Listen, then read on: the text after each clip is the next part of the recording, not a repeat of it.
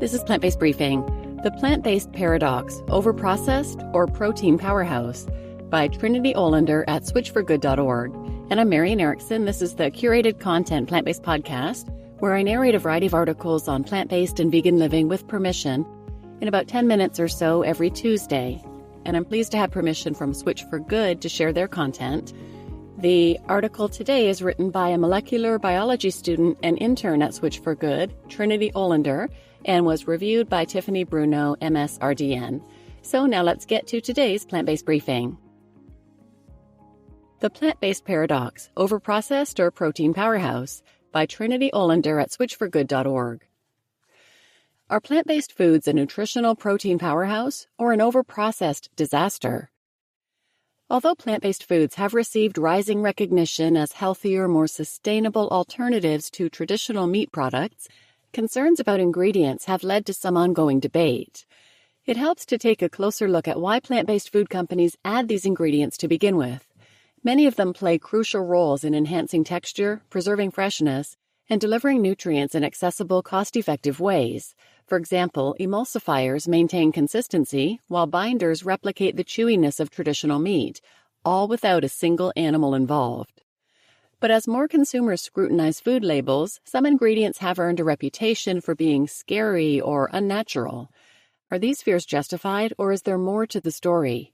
To understand what's really in your juicy Beyond Burger or melt-in-your-mouth Daiya cheese, let's take a closer look at some of the most scrutinized additives and their role on your dinner plate. 1. Methylcellulose. What is it? A chemically altered derivative of cellulose that serves as the primary structural component in plant cell walls. This unique material forms a gel when heated and returns to a liquid state when cooled. Where does it come from? Methylcellulose is produced through a chemical process that introduces methyl groups to natural cellulose to enhance solubility and gelling properties.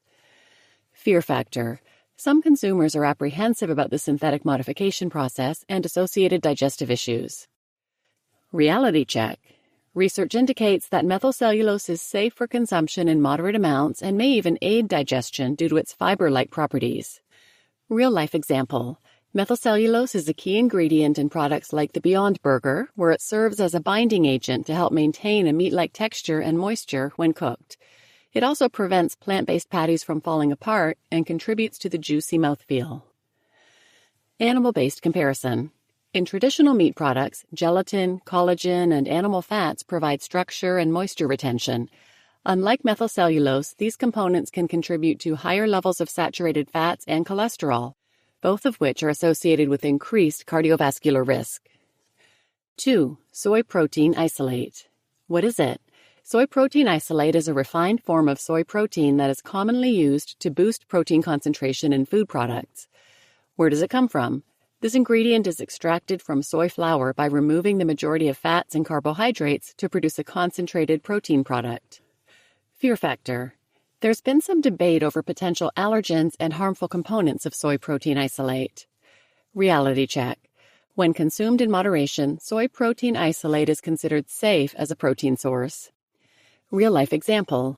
Soy protein isolate is the primary protein source in products such as Gardein's chicken strips, Morningstar Farms veggie burgers, and Boca burgers. It boosts the protein content while offering a neutral flavor that can be easily seasoned and amplified. And animal-based comparison. By comparison, animal protein found in red meat has been linked to higher levels of saturated fat and cholesterol, which are associated with increased risk of cardiovascular diseases and colorectal cancer. Meanwhile, soy protein has been shown to potentially lower LDL cholesterol and reduce heart disease risk. 3. Carrageenan. What is it? A natural polysaccharide extracted from red seaweed that is used in food products due to its gelling, thickening, and stabilizing properties. Where does it come from? Carrageenan is obtained through the alkaline extraction of specific species of red algae. Fear factor. Some research has linked carrageenan to digestive inflammation and various other gastrointestinal issues. Reality check.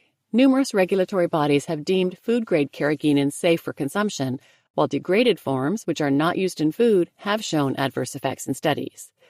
Real-life example. Carrageenan is found in Silk's plant-based milk alternatives and So Delicious dairy-free ice creams. It is used to maintain the creamy texture of these products and prevent ingredient separation, ensuring a smooth and consistent mouthfeel. Animal-based comparison. In dairy products, gelatin and casein maintain texture. While carrageenan has been scrutinized for potential digestive inflammation, dairy proteins like casein have been associated with higher risks of inflammation and acne in sensitive individuals, as well as links to certain cancers. 4. Potassium chloride. What is it? Potassium chloride, or KCI, is a mineral salt commonly used as a substitute for sodium chloride or table salt. Where does it come from?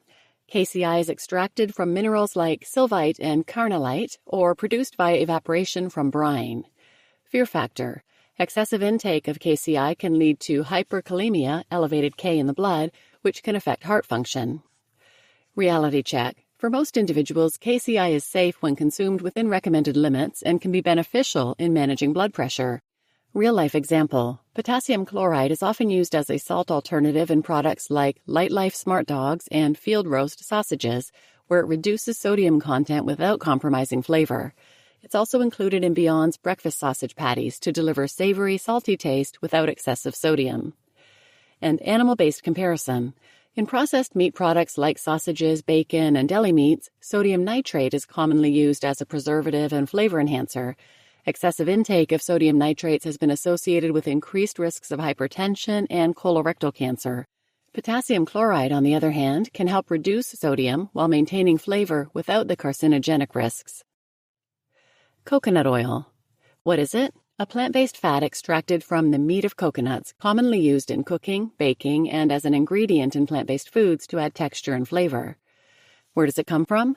Coconut oil is either derived from dried or fresh coconut meat. The two main types include refined coconut oil, which is made from dried coconut meat, and virgin coconut oil, which is made from fresh coconut meat. Fear factor. Some consumers are apprehensive about coconut oil's high saturated fat content, which has been linked to increased LDL cholesterol levels. Additionally, refined coconut oil is bleached and deodorized, which may introduce chemical residues. Reality check. While high in saturated fat, coconut oil also contains medium-chain triglycerides, or MCTs, which offer potential health benefits, and when consumed in moderation, coconut oil is considered safe. Real-life example. Coconut oil serves as the primary fat source in products like the Beyond Burger and Good Catch plant-based fish patties. It mimics the fat marbling found in animal-based products, delivering that rich, juicy mouthfeel that consumers expect. Animal-based comparison. Animal fats such as lard and tallow are high in saturated fat and can increase LDL cholesterol levels. While coconut oil is also high in saturated fats, it primarily consists of medium-chain triglycerides, or MCTs, which may have neutral or potentially positive effects on cholesterol levels when consumed in moderation. And number 6, sodium. What is it? Sodium is an essential mineral and electrolyte that plays a role in maintaining fluid balance, nerve function, and muscle contraction mechanisms. It is commonly found in the form of sodium chloride, or table salt, and is widely used as a flavor enhancer and preservative in processed foods. Where does it come from?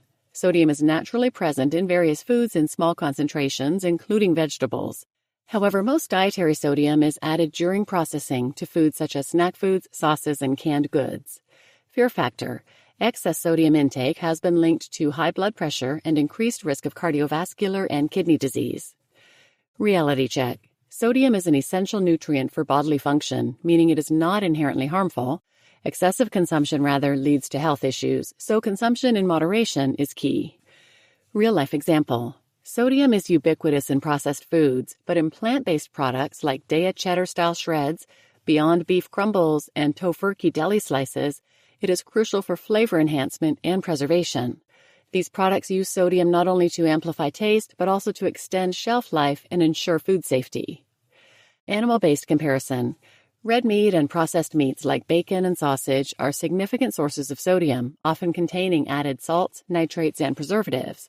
High sodium intake from these sources has been linked to hypertension and increased risk of cardiovascular disease.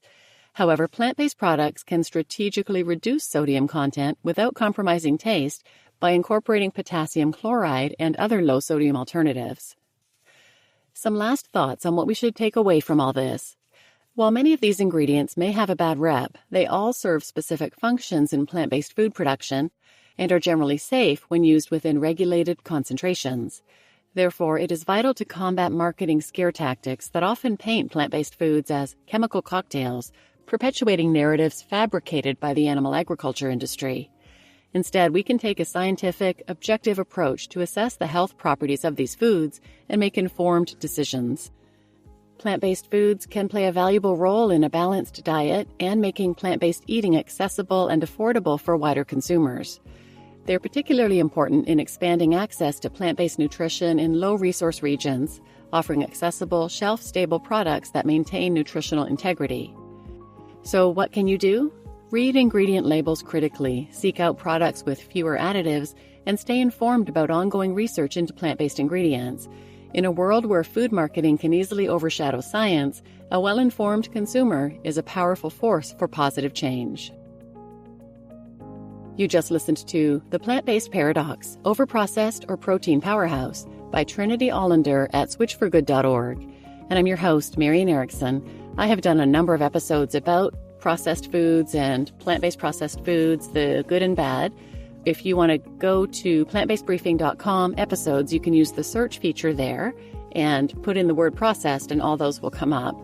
I've also done a number of episodes on plant-based foods and how they are healthier than their meat-based counterparts. They may not be as healthy as whole foods, but they're healthier than the animal alternatives. You might want to check out 183 in particular, Are Beyond Meat and the Impossible Burger Healthy?